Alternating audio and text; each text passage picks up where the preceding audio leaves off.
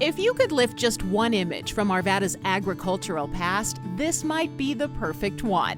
The Moore Brothers Farm, with its orderly layout and iconic white barn, is indeed a slice of Arvada's past, and its future, too.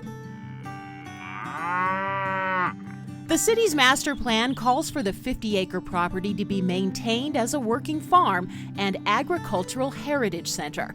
That pleases Mary Owen, whose family worked the land here for 100 years, from 1908 to 2008. It was very peaceful, and even after it got busier, with more cars and everything down there, you can tell by being up here right now, you really don't hear all of that. It's like you're in your own private little world up here. The Moores had 6 children, 4 of them born here on the farm, including Mary's mom, Virginia, and the 3 youngest sons, Mel, Bob, and Jack. The 3 of them lived their entire lives on the farm and became known as the Moore Brothers. The huge white barn was here when the Moore family came in 1908. They called a little white farmhouse home. It was a typical little farmhouse, painted white with a green roof. The early years are full of family lore. My mom says they had a donkey that they used to ride to school. My grandma was a very kind of a stout little lady. She was probably about 4'9" or 10. And she was very organized. Mondays was washing and ironing day. Grandma set up tubs outside the little white house and hand-washed everything, including the sheets. She would wring those sheets out and flip them over her shoulder.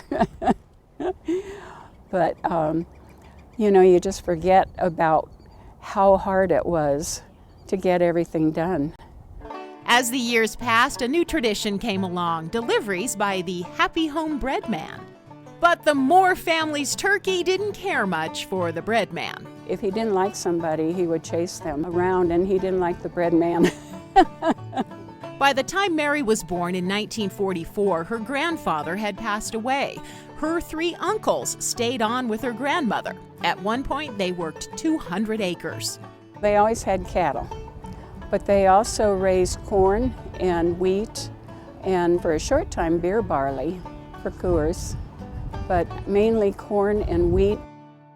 Mary's mom and dad had a farm nearby, too. We spent a lot of time over here, and my dad and my uncles and my brother, who's older than I am, they would all farm together. They worked really well together. Sadly, in 1953, Mary's dad passed away at the young age of 48.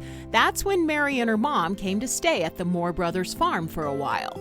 We lived here for 2 years, from the time I was 8 to 10 years old. Much of Arvada was still farmland in the 50s. 72nd Avenue, that was gravel road, and I remember I didn't do very well on a bicycle. So a horse worked out much better to go riding, and it was very quiet. I had my own horse here, and I used to go horseback riding with Arlene Anderson, who lives up there, just up the ditch, the Anderson Ranch. Where houses stand today was just a wide open playground for Mary and her friend. The Moore siblings remained close even after Mary's grandma passed away in 1961. My mom and my uncles were so close. She was always taking care of them, and they were watching out for her. We always had a big family dinner on Sundays. The rump roast and meat and potatoes, gravy, the whole works. Sweet corn from the garden. There are just so many special memories.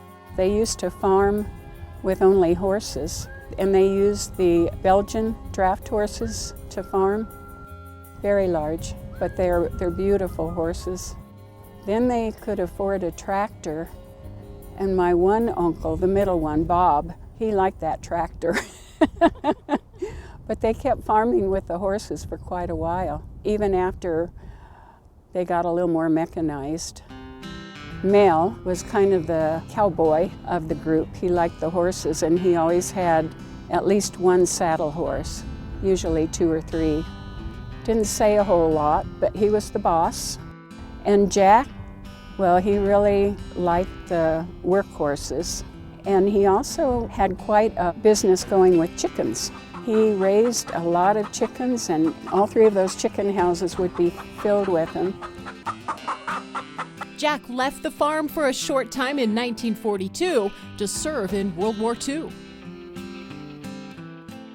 Bob was more the cowman. He loved those baby calves. Bob was the kindest man. He always gave everyone the benefit of the doubt. As the Moore brothers aged, they turned to a neighbor to help them with the farm. Tim Swenson had always admired them. I love the Moore brothers. They were just kind of everything you kind of think of tradition.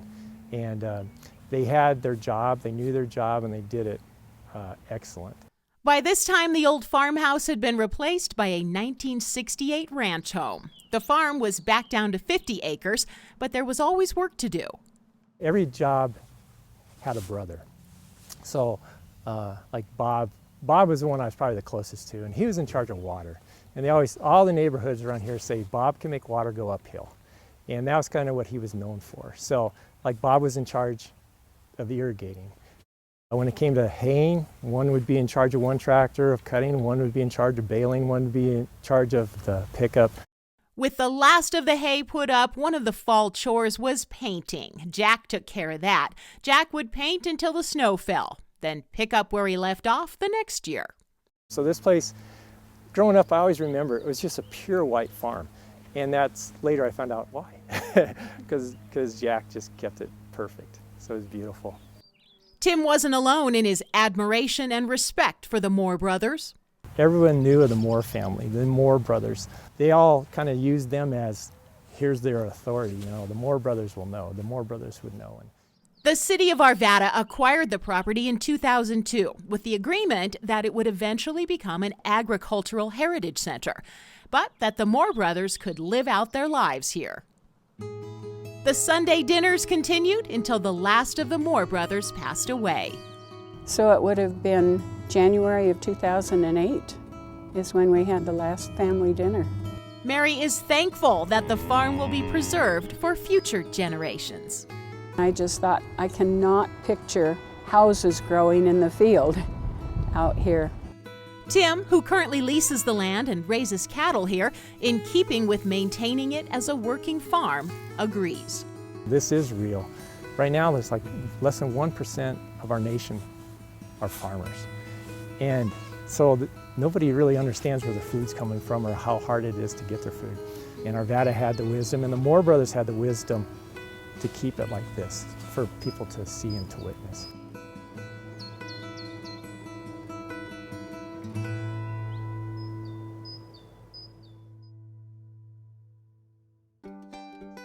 Employees of the city's Parks Department are working on proposed plans for capital improvements as well as a caretaker program that would be in place by 2020. For now, the cattle and hay operations and a pilot program with 4-H students are keeping the farm busy.